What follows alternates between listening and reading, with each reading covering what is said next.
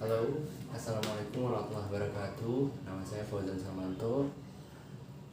Kali ini kita akan membahas suatu kasus di mana ada seorang murid di tingkat SMP atau MTS, yaitu jika kita melihat pada masa perkembangannya yang merupakan masa pra remaja atau remaja awal di kelas nantinya 89. Tapi ada 3 problem di sini. Di sini sebelah saya ada papan tulis. Di sini terdapat problem, why, solusi. Jadi kita akan mulai dari bagaimana problem, lalu ke solusi, nantinya akan kenapa, why. Ini berkaitan dengan pertanyaan 1 dan kedua mengenai setting tersebut. Yang pertama adalah problem. Jika ada seorang anak yang menolak komunikasi terhadap gurunya, terhadap orang tua, terhadap lingkungan, dan terhadap komunitas-komunitas terdekatnya, lalu ternyata kita mengetahui latar belakang dia adalah single parent, sehingga orang tuanya kesulitan untuk membagi peran untuk mengasuh dia atau mencari kerja, atau bagaimana dia nanti ada adik-adiknya, kakak-kakaknya, membagi perhatian di dalam keluarganya. Itulah problem kedua. Lalu di sini kita diminta untuk menjabarkan bagaimana strategi dalam pembelajaran jarak jauh ketika pandemi ataupun saat offline nanti sudah normal kembali.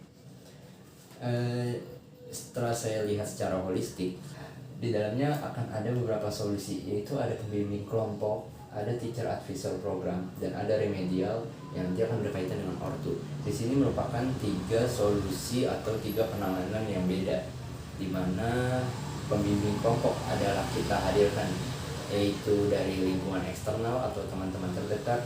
Lalu teacher advisor program adalah mengenai integrasi antar konselor dan guru mata pelajaran.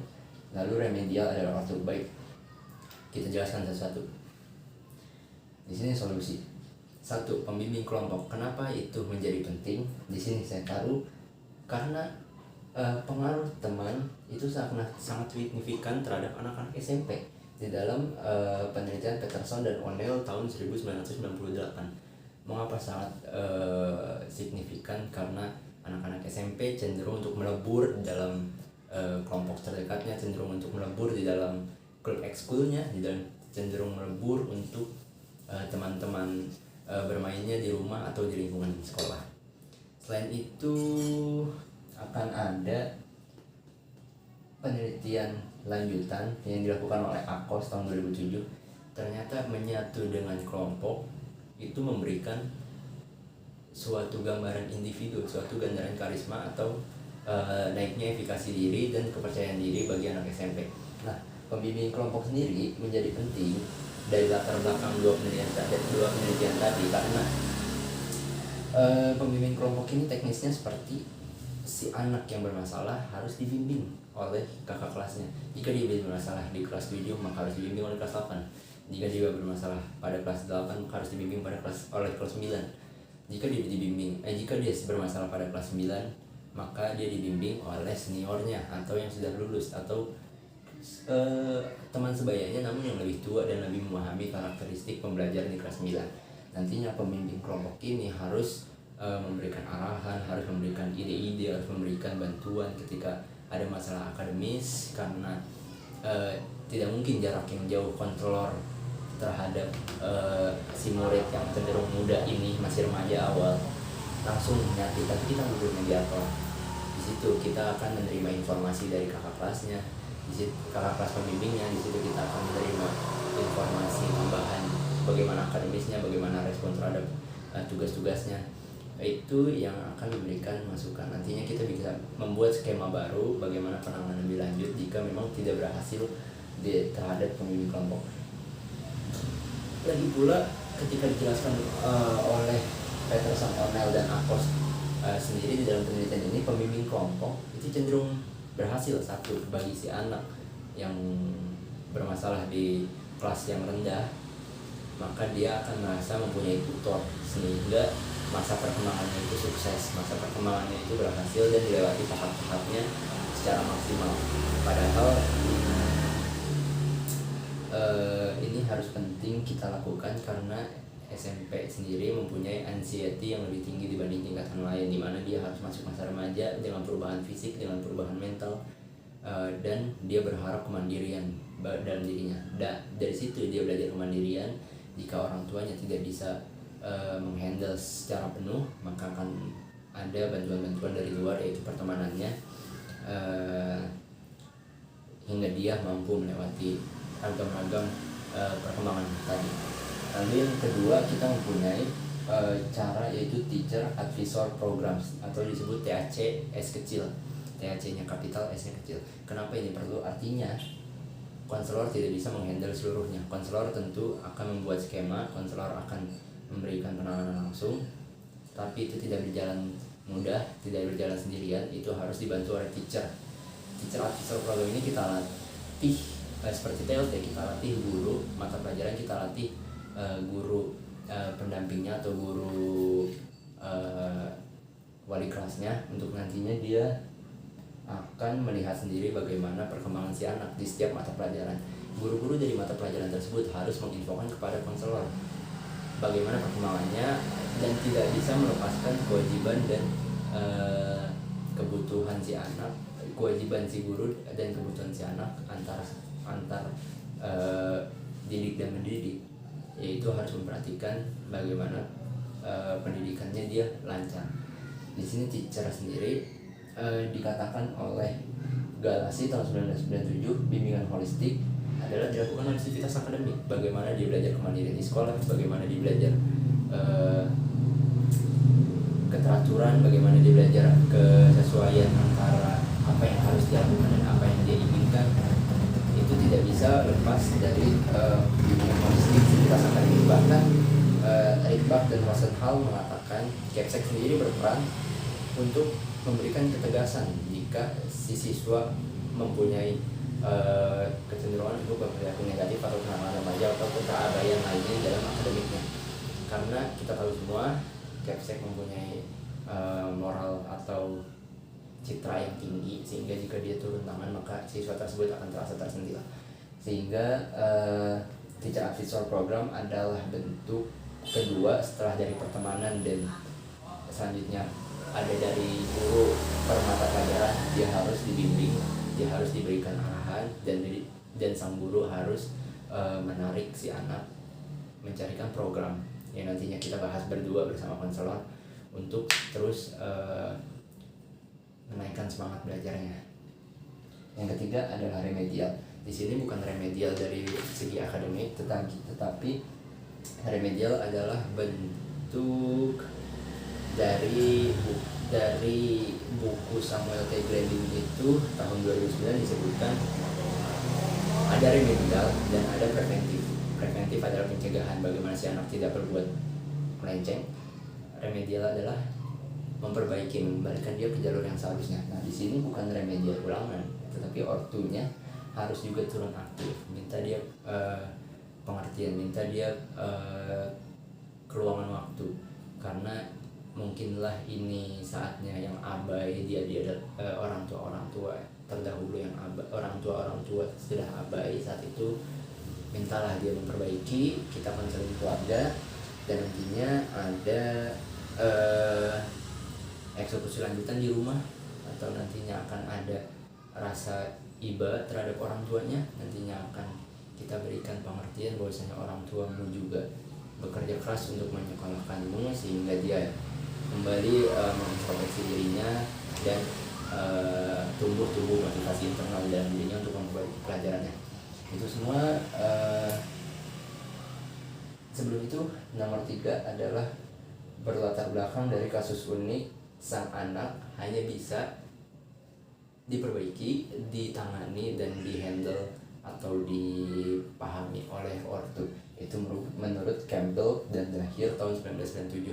Bagaimana anak uniknya perkembangan dari masa kecil sampai nanti dewasa itu hanya orang tua yang bisa mengerti. Itu ketiga ini menjadi sesuatu yang holistik, saya bilang. Kenapa? Karena selain dalam PJJ, maka dalam offline pun kita bisa terapkan.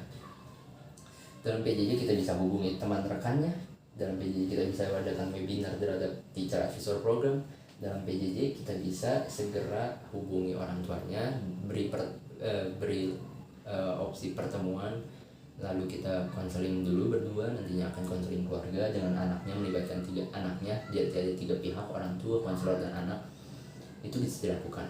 Webinar bisa dilakukan dengan memberikan skema-skema bimbingan akademik kepada guru-guru tiap novel, lalu pembimbing kelompok akan kita berikan reward atau kita berikan suatu tambahan nilai prestasi dan penghargaan terhadap si senior yang sudah membimbing juniornya ini. Nah, saat offline pun bisa dengan mudah ya di lapangan, bagaimana dia harus berperilaku lanjut, terus terintegrasi ketiga ini, sehingga nanti sang anak merasa bahwasanya lingkungannya sangat mendukung, lingkungannya ingin dia maju, lingkungannya ingin dia terus berkembang. Si anak merasa kesana saya ada pembelajaran akademik, kesini saya juga ada dukungan moral, kesini juga saya selalu merasa diperhatikan. Si anak akan merasa percaya diri dan dia akan naik citra dirinya, lalu dia akan percayakan kemampuannya dan mengabaikan keegoisan dia untuk menolak komunikasi terhadap guru mata pelajaran yang dulu, atau guru mata pelajaran tertentu, atau guru konselor yang diabaikan selama ini. Sehingga kasus single parent sendiri akan menjadi teratasi ketika si anak sudah menyadari motivasinya itu datang dari dalam dirinya. Oke, kita akan menyambung bagaimana jika seorang anak yang single parent saat PJJ pandemi ini atau saat setting-setting lain mempunyai kecenderungan aktif atau sampai adiksi memainkan smartphone-nya. Di situ saya melihat bahwasannya kita harus menggali lebih dalam, kita harus ulang lagi. Di sini saya sudah punya skema baru. Saya melihat apa yang membuat anak itu, alasan di belakangnya, apa yang terjadi di belakangnya, yaitu reason bagaimana si anak mempunyai adiksi atau mempunyai kecenderungan untuk impulsif bermain ponsel. Yaitu satu, yang paling besar adalah loneliness, yang kedua ada social anxiety, yang ketiga ada impulsivity, yang keempat ada depression. Kita harus menggali, jangan-jangan memang si anak ini kesepian, jangan-jangan si anak ini takut pada cenderung untuk khawatir bersosialisasi. Yang ketiga, atau memang si anak ini sudah terbiasa impulsif, sehingga nantinya yang kita harapkan tidak sampai pada yang terakhir si anak ini sudah depresi. Yang paling memungkinkan dalam setting ini adalah si anak kesepian, di mana orang tuanya single parent, atau kakak adiknya sibuk dengan urusan masing-masing, keluarganya tidak ada yang memperhatikan, sehingga dia ingin menghabiskan waktunya di dunia maya, ingin dia berpura-pura hidup dan terus aktualisasi di dalam yang sesungguhnya tabu, yaitu sosial media dan sebagainya. Saya meyakini dan sangat menyukai bagaimana CBT atau CBA ini menerapkan sebuah pendekatan yang unik terhadap manusia, di mana CBT itu sendiri Cognitive Behavior Therapy, CBA adalah Cognitive Behavior Approach. Di sini yang kita ketahui bahwa CBT dan CBA adalah sebuah triangular, adalah sebuah segitiga skema dan nantinya akan terintegrasi dalam satu skema lainnya, yaitu ada yourself, future, dan others sebagai core value dari CBT atau CBA. Lalu akan menjadi bundaran atau lingkaran yang saling berkaitan. Bagaimana behavior, dia memikirkan, dia berperilaku, maka dia akan mempengaruhi apa yang dia rasa dan apa yang dia pikirkan, atau sebaliknya, apa yang dia rasa akan mempengaruhi apa yang dia lakukan dan apa yang dia pikirkan. Yang terakhir ada talk, apa yang dia pikirkan maka akan mempengaruhi atau akan membuat efek terhadap apa yang dia rasakan dan apa yang dia lakukan. Di sini semuanya terintegrasi, melihat bagaimana individu sebagai manusia yang utuh, bagaimana individu tidak ketinggalan terhadap aspek-aspek kemanusiaannya, sehingga kita bisa terapkan kepada siswa atau rentang usia manapun. Yang kali ini saya coba masukkan bagaimana dalam setting ini. Yang pertama ada pre-contemplation. Pre-contemplation adalah identify atau mencari masalah.